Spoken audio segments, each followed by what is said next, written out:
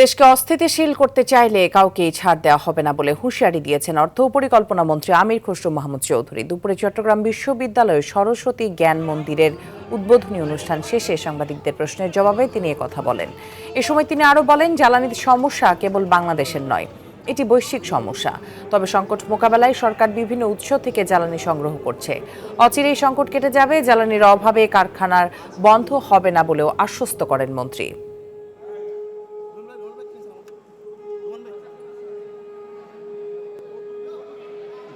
মূল্য বৃদ্ধি করছে, তাও খুবই সামান্য। আমাদের তুলনা আপনি দেখবেন বিশ্বের বিভিন্ন দেশে বহুগুণ বেশি। এইভাবে উচ্চ মূল্য যেভাবে আমরা বিদেশ থেকে আনতে হচ্ছে, সরকারের তো একটা সামর্থ্যের সীমাবদ্ধতা আছে।